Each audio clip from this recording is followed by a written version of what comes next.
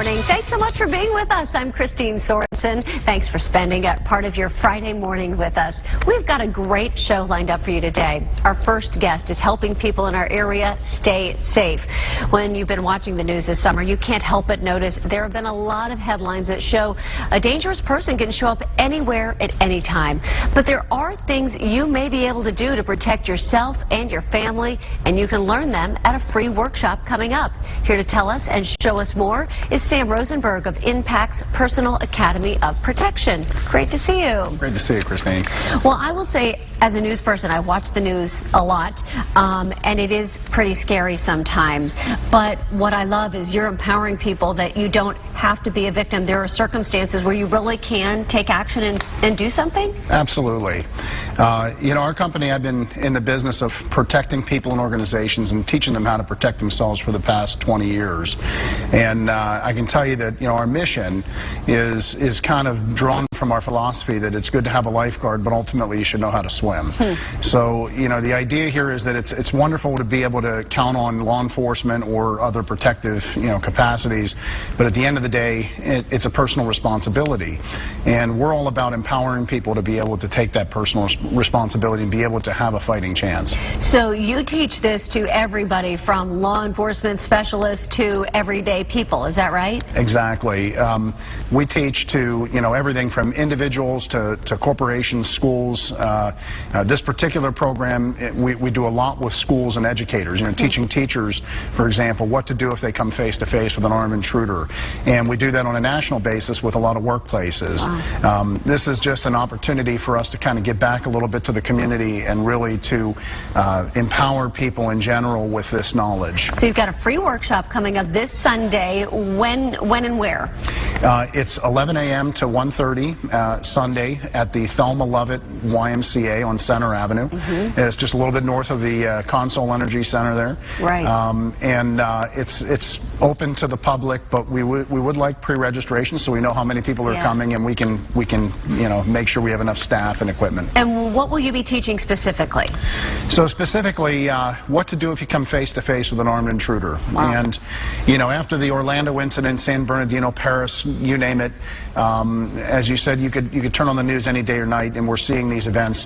The reality is that there's this void. You know, people don't know what to do, and there's a prevailing feeling of helplessness that I've seen. And the reality is that you're really never helpless. You have the ability to respond as long as you have some degree of prior training to overcome the natural panic and paralysis response. So what this workshop is all about is really teaching people specifically what to do if you come face to face and you have no opportunity to run or to hide, and moreover, how to overcome paralysis in such a way that you can think under pressure. Wow. Okay, so you've got some videos to show us an idea of some of the techniques people will learn, is that right? Exactly. So what we're going to teach is a single technique, and what this technique is it's a very simple gross motor technique that anybody can accommodate as long as you have full use of your limbs. And functionally speaking, what we're going to do is a single technique that works against handgun or long gun, that works close range, that works farther away, that works if you're coming to the aid of another. Wow. And let's look at that video of the one with the handgun. You said you simulated kind of what you would learn. All right. Absolutely.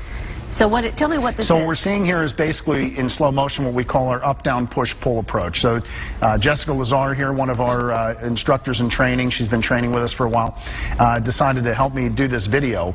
And what she's showing there in slow motion is the ability to, if you have no other choice, how to grab that gun, redirect it, drive it down in a way that the hands have to release, and then basically create separation from, you know, the bad guy. Wow. And then I see also, of course, the gun is facing away from you, so that's good too. But so when you twist it that way, you're saying the hands have to let go of the gun. Exactly. So once you turn the wrists a certain way, the hands have to release in order to relieve the pressure. It doesn't matter how big or how strong the person is. Because that's what I'm thinking. Like you're, you know, you're a lot bigger than me and bigger than her. So you're saying it really can be done by a small person. Absolutely. And we even address that in greater detail to the degree that you don't even have to get the gun out of the person's hand to incapacitate the gun itself, or to, I should say, to stop the shooting.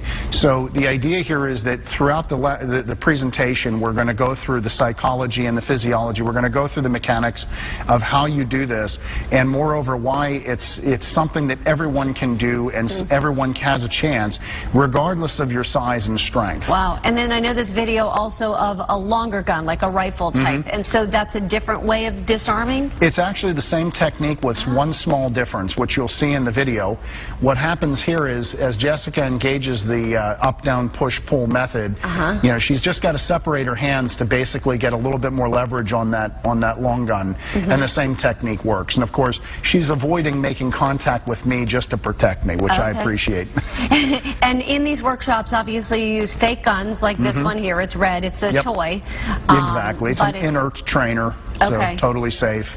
But very much like a real one otherwise. Yeah.